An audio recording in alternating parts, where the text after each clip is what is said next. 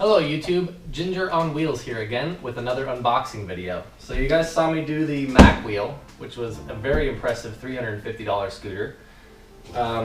Today we've got the Megawheel S5. It's a 250 watt scooter. It's got a 12 mile range and 15 mile an hour top speed advertised. So I think the main difference between the two is with this one you get pneumatic tires. So get a little air in our tires, maybe it's a smoother ride, but you get like 6 miles less advertised range. So I think in the real world that probably translates to 3 miles less advertised range.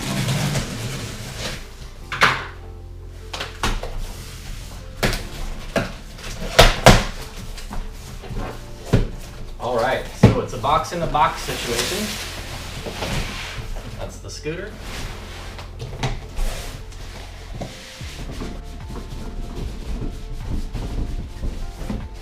Alright, I'm thankful they didn't ship it in this box. This is like steal me.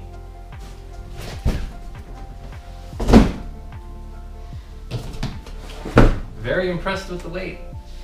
I don't know what it weighs, I'll have to post that in the video afterwards, but it can't be more than like 30 pounds.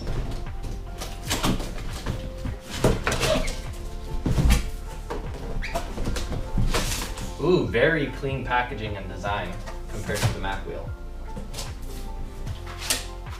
Piece of flexible foam. Your charger, or no, these are handlebar grips. And they're nicely, has a nice cutout on the foam right there. Charger's on the other side. So 2 handlebar grips, there's a toolkit and the charger. And then the scooter. Oh wow, the scooter is really light. Is this even real?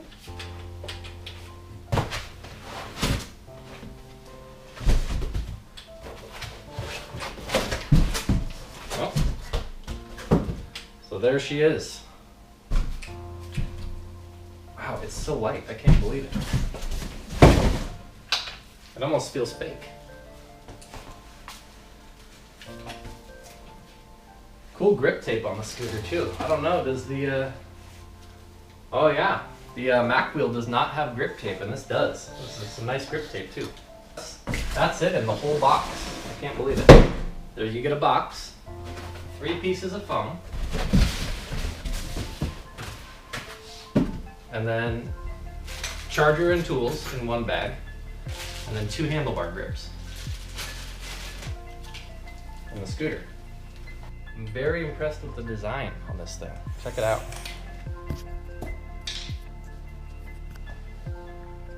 See if I can get it in some better lighting. Granted, the handlebars aren't on yet. It doesn't look like it has a display on the top here, which would be another downside to this scooter if you're really into seeing exactly how fast you're going.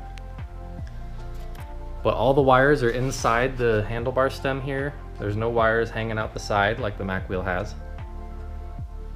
Same general build quality. It's really nice, like powder coated plastic or metal. Reflector on the side here, no wires. Looks very well done. And it also has a disc brake too. Okay, I was just sitting here wondering how to put this thing together, and it does come with a manual. I missed it. It's in the box. Looks like a very thin manual, a few pages. So you're not going to get multi-language support or nothing like a wiring schematic or detailed instructions. Basic assembly instructions, how to fold and unfold, how to use the brakes, some safety precautions, and then the specs. Lithium battery, 3-hour charge time, 5800 milliamp capacity. Okay, well I guess I'll assemble the scooter and then do like a gimbal walk around with it, and you guys can check out what it looks like all built. And then I'll do an initial test ride and we can check it out.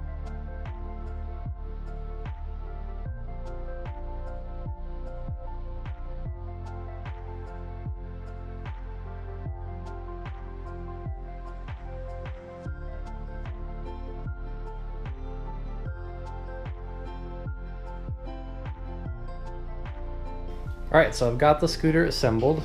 Assembly is a little bit more challenging than the Megawheel, but Still nothing that you can't do in 15 minutes. I don't think that a child would be able to assemble this with no instructions. I said that about the Mac wheel. But for this one, you have 2 handlebar grips that need to be screwed in. The threads are different sizes, so there's a left grip and a right grip. You have to tighten, you have to make sure to put the bell and the brake lever on the bar before you tighten the handlebar on. And there's little screws to tighten both of those.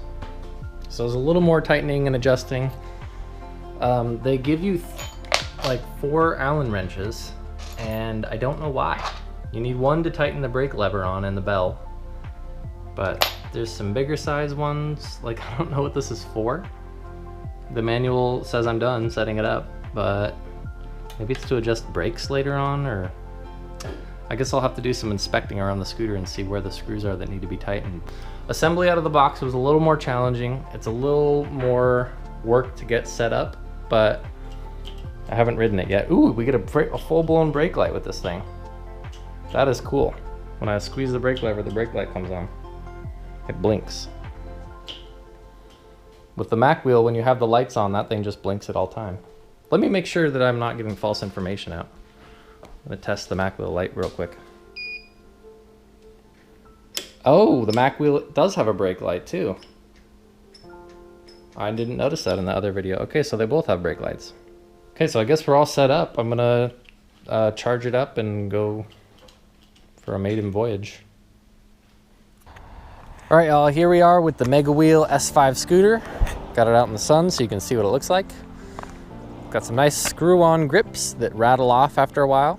It's got a bell that is not as loud as the Megawheel MX1. Plastic throttle assembly, which you could probably break off really easily. Extremely hard to manage folding mechanism. Down here, you have to like bend the fender down with your hand and then latch it on, and it's jiggly and doesn't hold very well. So I'll just show you. Push the red button in, fold it down, and then you have to like make sure that this is lined up right. And you have to push the fender down and then it clicks in. It's like, that's a pain in my butt.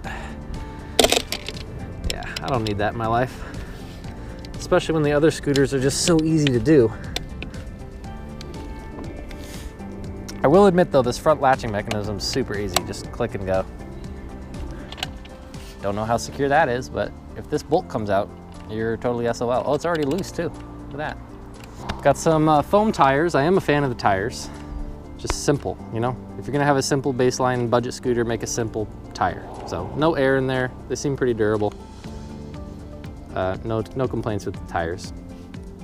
Got a reflector on the side here, on both sides. Very sleek, powder-coated design. I like the grip tape, I gotta say. Don't like the fact that the batteries are in the handlebar. It makes the steering kind of weighted and awkward. More reflectors on the side here, and this does act as a brake light, believe it or not. Check it out. Pull the brake lever, boom, we got a blinking brake light. It's only a 250 watt motor, so it is what it is. But I guess we go for a test ride.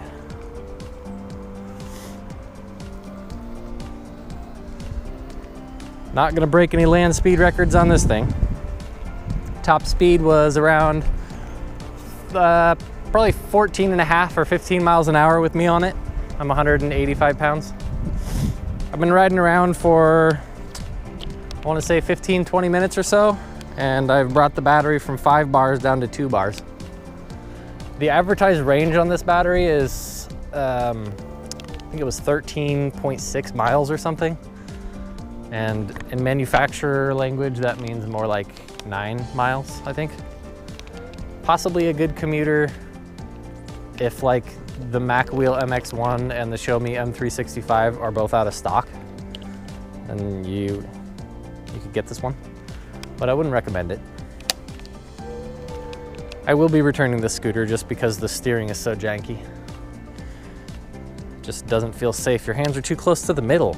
It's like you might as well be holding the scooter like this riding around. It just doesn't work. It's light though, I'll say that. If you want to go jumping off curbs or even onto curbs.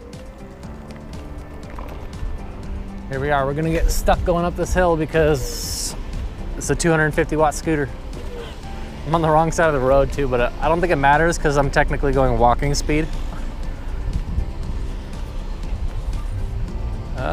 Will it slow down to a stop? No, we're just right above a stop, going like 1 mile an hour, maybe 2.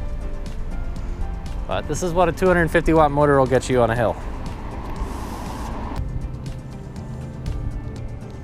Sure, you could probably adjust it to not do that. Maybe with these 2 screws, or take those off and then maybe there's some screws inside. But I'm not gonna do that because at this price point, you can buy a scooter that doesn't need to have that done to it. Love pushing my electric scooter.